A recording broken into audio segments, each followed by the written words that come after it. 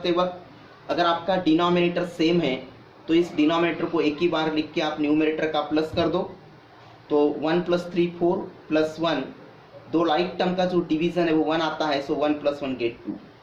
ठीक है, तो इट इज़ वेरी इजी। इस टाइप के प्रॉब्लम करने के लिए सिर्फ आपका कैलकुलेशन अच्छा होना चाहिए और साथ में स्टैंडर्ड डिग्रीज के वैल्यूज आपको मालूम होना चाहिए। ठीक है, तो इसमें 2-3 एग्जाम्पल मैं आपको करने के लिए देता हूँ। cos square 0, cos square π/6 plus cos square π/3, right, plus cos square π/2।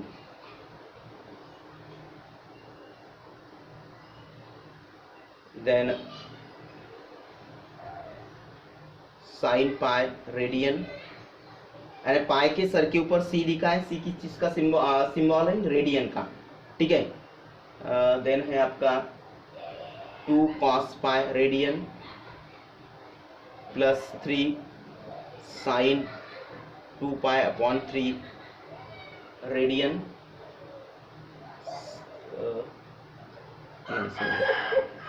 ये आपका 3π/2 है, 3π/2 प्लस 4 cos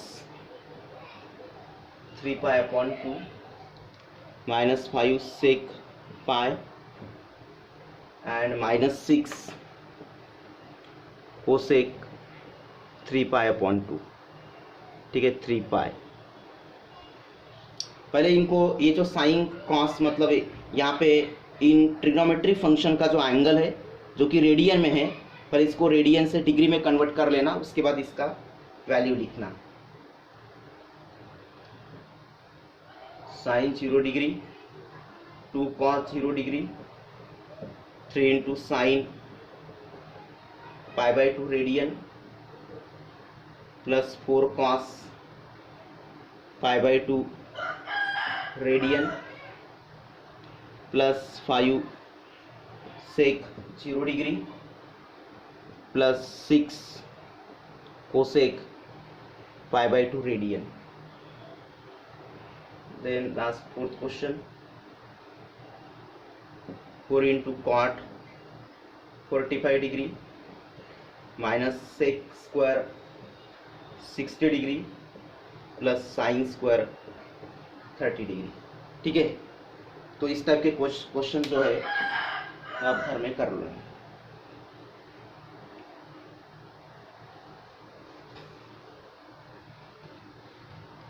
इसके लिए सिर्फ आपको टेबल देखना है, जो मैंने 0 डिग्री से लेके अप टू 360 डिग्री तक जो वैल्यूज लिख के दिया है उसको आप देखो और उसके हिसाब से आप प्रॉब्लम करो। सिर्फ कैलकुलेशंस सही ढंग से करना है। तो नेक्स्ट क्वेश्चन है आपका वेरीफाई दैट। वेरीफाई दैट पहला इसमें सेम क्वेश्चन ही है वैसे। अभी यहाँ पे आपका LHS इक्वल, पिछले क्वेश्चन में LHS इक्वल टू RHS नहीं था, यहाँ पे LHS इक्वल टू RHS है। ठीक है, cot square 60 degree plus sine square 45 degree plus sine square 30 degree plus cos square 90 degree is equal to 13/12। अब ये जो है एक वेरीफाई का क्वेश्चन है, तो वेरीफाई का क्वेश्चन है तो इसका मतलब क्या होता है कि LHS का यूज करके RHS इतना आंसर प्रूव करना है, राइट। तो LHS इज इक्वल टू क्या है, cot square 60 degree plus sine square 45 degree plus sine square 30 degree plus cos square 90 degree.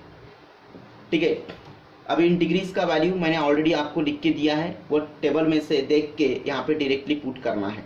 तो पहले आप cot 60 डिग्री का वैल्यू पुट करो और उसके बाद स्क्वायरिंग करो। तो cot 60 डिग्री का वैल्यू अगर यहाँ पे लिखना है तो पहले tan 60 डिग्री का वैल्यू रिमाइंड करो। तो tan 60 डिग्री है आपका √3, अगर tan 60 डिग्री √3 है तो cot 60 डिग्री 1/√3 होगा। तो यहाँ पे लिखते अपन 1/√3 का होल स्क्वायर, साइन 45 डिग्री 1/√2 का होल स्क्वायर, साइन 30 डिग्री 1/2 का स्क्वायर, cos 90 डिग्री 0। अब 0 का कोई स्क्वायर, 0 का स्क्वायर 0 ही होता है। अब इनटू में और अपॉन में अपन पावर को सेपरेट कर सकते हैं। 1 का स्क्वायर 1, √3 का स्क्वायर 3, यहाँ पे आएगा 2 और यहाँ पे आएगा आपका 1/4। अब देखो दो से अधिक फ्रैक्शंस का एक साथ अगर अपने को प्लस माइनस करना है एक साथ, ठीक है, यानी दो टर्म को लेके या दो फ्रैक्शन को लेके पहले अपन क्रॉस मल्टीप्लिकेशन करेंगे, उसका जो आंसर आएगा फिर इसके साथ क्रॉस मल्टीप्लिकेशन करेंगे। तो इस तरह से न करते हुए अगर अपने को एक साथ एट अ टाइम इन तीनों फ्रैक्शन का प्लस करना है तो उसके लिए एलसीएम मेथड है। एलसीएम किसका निकालते हैं? डिनोमिनेटर का। तो 3, 2, 4 का एलसीएम कितना आता है? तो 3, 2, 4 का एलसीएम आता है, अपन यहाँ पे लिखेंगे 12, ठीक है। तो अब देन 3 को कौन से नंबर से मल्टीप्लाइड करेंगे तो 12 आएगा, ऑब्वियसली 4 से। तो नीचे जिस नंबर से मल्टीप्लाइड करेंगे एलसीएम को रिट्रीव करने के लिए उसी नंबर से अपन ऊपर मल्टीप्लाइड करेंगे। तो 3 को 4 से मल्टीप्लाइड करेंगे तो 12 आएगा, इसलिए ऊपर भी 4 से मल्टीप्लाइड करेंगे। 2 को 6 से करेंगे इसलिए ऊपर भी 6 से करेंगे। 4 को 3 से करेंगे इसलिए ऊपर भी अपन 3 से करेंगे। तो क्या आएगा? 1 4 जा 4, 1 6 जा 6 और 1 3 जा 3, ठीक है। कितना होता है ये? 13/12। तो ये है आपका RHS। तो इस तरह से ये क्वेश्चन आपको करना है, okay.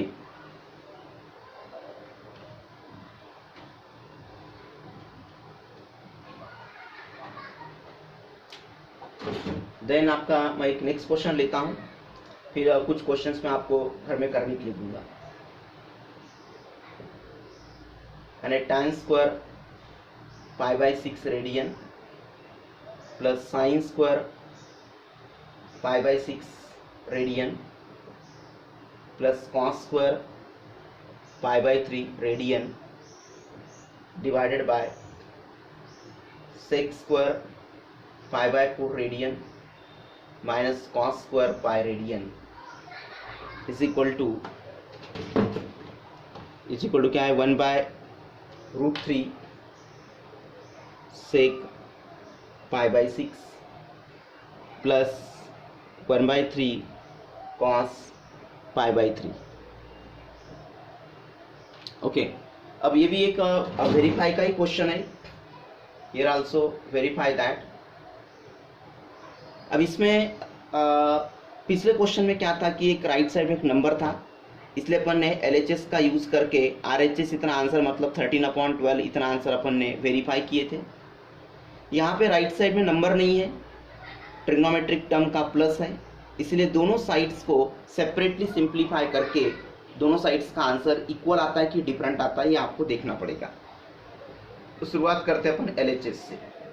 So tan² π/6 plus sin² π/6 plus cos² π/3 divided by sec² π/4 minus cos² π।